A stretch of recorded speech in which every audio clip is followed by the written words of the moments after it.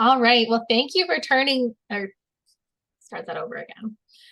Thanks for tuning in to your weekly Foodsday Tuesday Talk with me, hosted by Emily Oschmann and sponsored by WHP Studios, the only place to get the best private studio personal training by local experts. So you can visit the link in either of our bios or our website to sign up for a free nutrition consult or fitness consult. Today we have myself, Emily Oschmann, a registered dietitian, and Will Harlow, a sports coach and personal trainer from Andersonville in Chicago. We'll be busting some myths about nutrition and fitness by playing a little fact or fiction today. So let's start off with some nutrition facts or fiction. Love it. Let's go. All right. So Emily, talk to me about all the drinks and the smoothies and detoxing our body.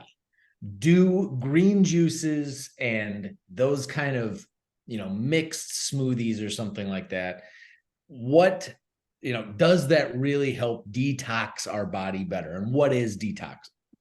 Yeah, that's a great question. So green juices and detox beverages, we don't actually need them. So what's really nice is our body has these internal detoxers called our kidneys and our liver. So they do a really good job of filtering out, any toxins or things that your body doesn't need. Not to say that you can't have the green juices or detoxes, it's just that you don't need them. Plus, they tend to be a little pricey. So if it's something that you just enjoy having as part of your day, that fits well into your budget, totally fine. Or if you like them too, but you don't need them. Yeah, specifically as a detox agent. Right.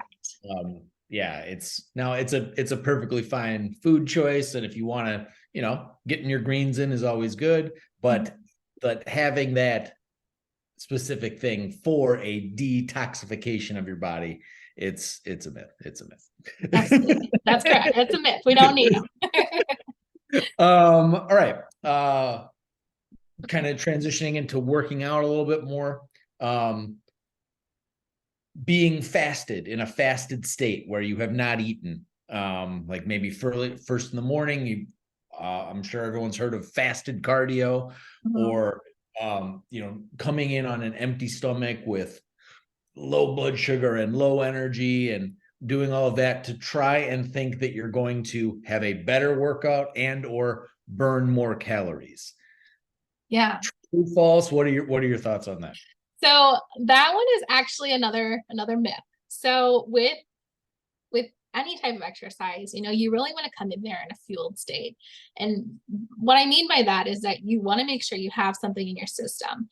Now, that doesn't mean you have to go and have a full Thanksgiving dinner meal, because a lot of athletes or even people that just enjoy activity feel uncomfortable with a lot of food in their stomach. And the same thing with drinks. If you prefer to use, a beverage to kind of get you going, like a smoothie, protein shake, that's okay too. But some people don't like that sloshing feeling in their stomach. But the reason, you want to have something in you, even if it's an early morning workout before you're starting the day, is that your body is using that to fuel your workout. So it's making your muscles, move and contract the way we want them to. It's giving you that energy to do better, to, go further. And when we don't have that energy available, your body doesn't like it. You're not going to get as good of a workout, as good as whatever activity you're doing without having some sort of fuel in your body. Yeah. And I've found from training clients that, it's like you said, it's different for everybody. Some people like to have a piece of fruit or a, piece of toast with some peanut butter on or something, before. Some people come in, after having a full meal or drinking a lot of water or something like that. But yes, there is that action of, especially if you're, in the elements or outside or something, you don't want to have a belly full of a bunch of stuff, when you're moving around and trying to stretch, and it's an uncomfortable feeling. This kind of leads into the next one of more calories, or coming in with less calories. Our carbs, so we all know, or maybe we don't, but here it is. There are three main macronutrients: carbohydrates, proteins, and fats, right? Everybody needs all three. that there's like anything where you say that you don't need those one or two of those or whatever is a diet and is incorrect, right? Your body needs all three, everybody's body. Now, that being said, we come in and you're on this carbohydrate diet, or carbo loading, or going carbo restrictive.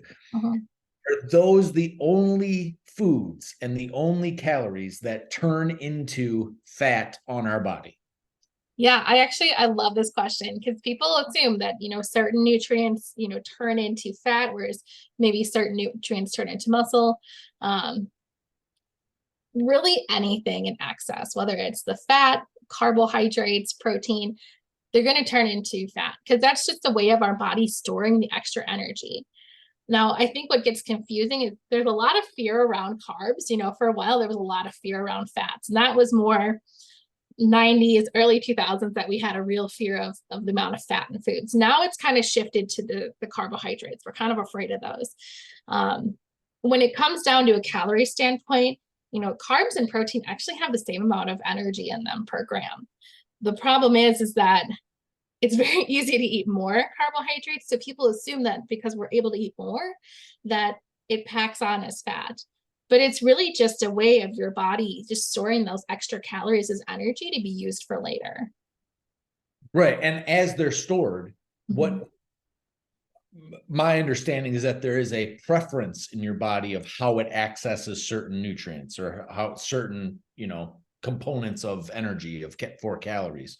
Talk a little bit about that. Like, so we have those three, but like, how is there a preference in your body or a need in your body to kind of scale through?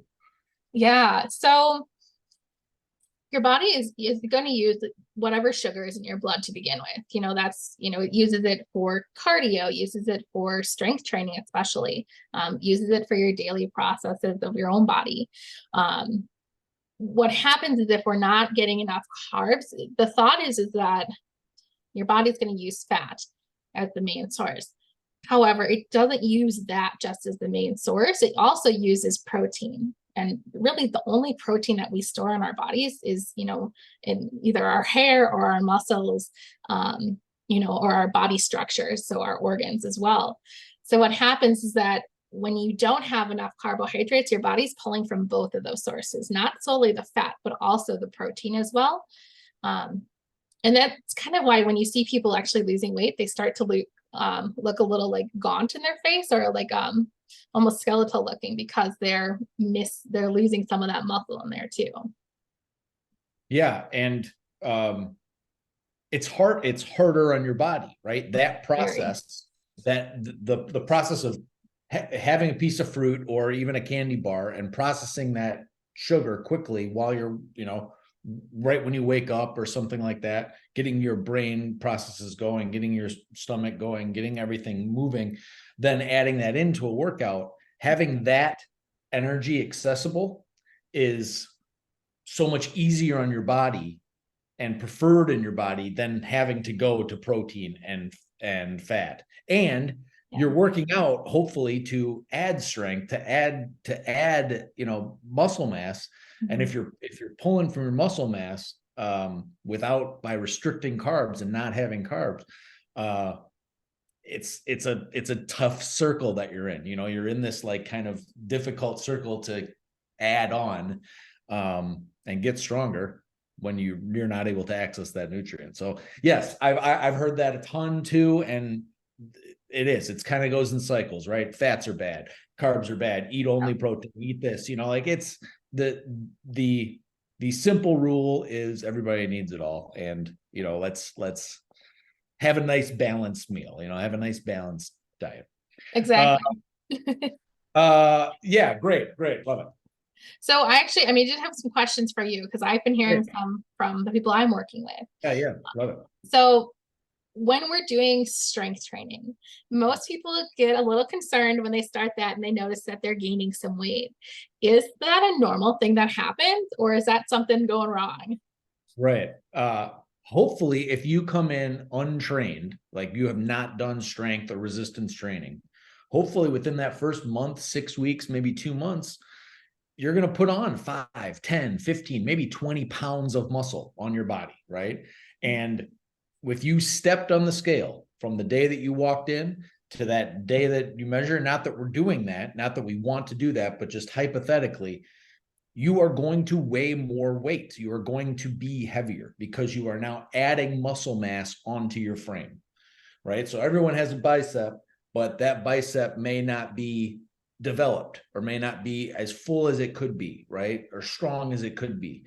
And muscle fibers tend to be very tightly packed, especially when they're trained. They get very tightly packed and dense. And so putting on 10 pounds of muscle is not necessarily a bad thing. It's actually probably a very, very good thing, regardless of what the number on the scale says. You're adding functionality, you're adding body composition, long-term, controllable and keepable body composition on your body that you can then maintain that muscle mass through years. So yeah, it is normal. It doesn't have anything to do with diet. It doesn't have anything to do with what you're eating. It doesn't have anything to do with man, woman, child, whatever. If you come in from an untrained state, you're probably going to put on 5, 10, maybe 15, 20 pounds of muscle in your first 6 weeks, 2 months. Okay. Which is the goal. Yeah, we're adding more. Yeah, that's for sure. So then kind of to follow up with that, I'm curious, can you talk a little bit about that myth that muscle weighs less than fat? Because I know that's a common one that comes up. Sure. 1 pound weighs 1 pound. Like sure. That's it. And so you can have a pound of this and a pound of this, a pound of feathers and a pound of gold, and that weighs the same. The distribution of muscle mass and fat mass sits a little differently on the body, right? That composition sits a little differently. I'm about 5'10" and I weigh about 230 pounds, right? So I am technically overweight, right? I am overweight for my height. I am overweight for my frame size. But I have been training for a long time, since I was, 13, 14 years old in school. So 30 plus years, and I've packed on a lot of muscle mass on my body. Right. Now I'm not the biggest, strongest, hugest guy or anything, but, I have that muscle mass that does have weight, and I can, in that space, if I have, this much space, I can put more muscle mass in that space than I can fat mass, right? And so they weigh the same, but the distribution and the layout on your body and how your body uses that body composition is different. Having more muscle mass is going to increase your metabolism also. It's going to increase your body functions and ability to digest food and process and go to the bathroom and be, move things through. And then it will also allow you to maintain whatever you're at better, right? You'll have fluctuation is very natural, and we're kind of deviating here on this point, but like fluctuation of weight is very natural for everyone. And so you will be able to stay in a more, established range with more muscle mass on your body. And that's whatever range works for you, whatever range your body is at. And having that will help you keep your blood sugar more consistent. It will help you keep your your metabolism more consistent, your energy levels more consistent, et cetera, et cetera. So yeah, they weigh the same, but muscle tends to be packed more tightly, especially trained, strong muscle. And yeah. And strong is good, skinny and weak is no. So that's mine. Makes sense. So kind of speaking about composition, will women, or maybe those assigned female at birth, will they get bulky from lifting weights? Yeah, the bulky point. It would be very hard. They can, right? They can. Anyone can. It's going to be very difficult, right? And when you see bodybuilders or people that have put on all this muscle mass in their body, like far more than you need, to be strong and to live a strong, healthy, capable, powerful life. Their entire goal is hypertrophy, which means muscle size. So they are trying to get it packed super dense, and then they are trying to kind of balloon it out by high reps. They're just doing reps and reps and reps and flooding those muscles with blood, flooding them. And then they are consuming an incredible amount of calories to try and get their body to pack on and hold that additional mass. And so those two aspects, regardless of sex, are very hard to do, right? They're very hard to do. And for most people, that is not a lifestyle goal, right?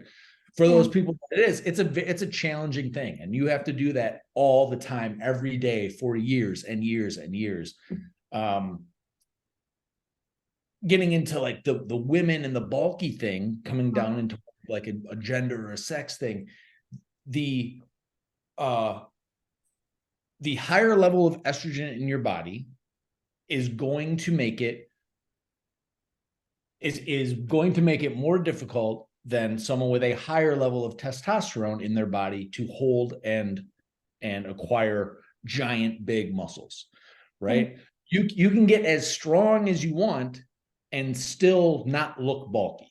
And that's an important thing to try and get women who are, maybe worried about that, coming in and doing and working out in the gym and trying as hard as they can and lifting as heavy as they can.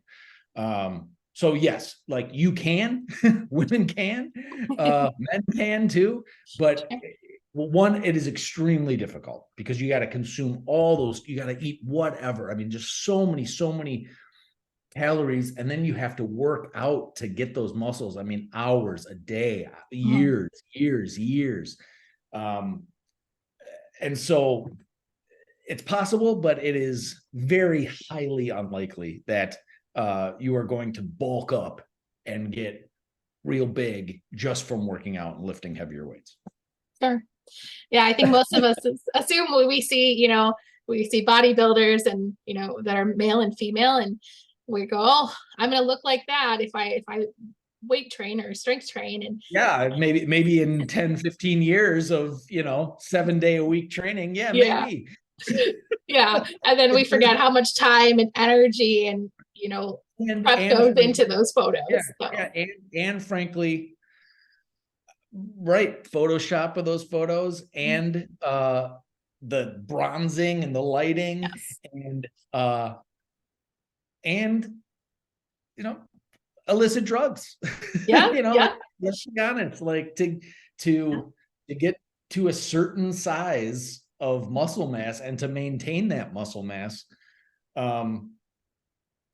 for most people, needs to be adapted. You need to get a little help. You need to get a little help to get that big and maintain that. So no, it's a myth.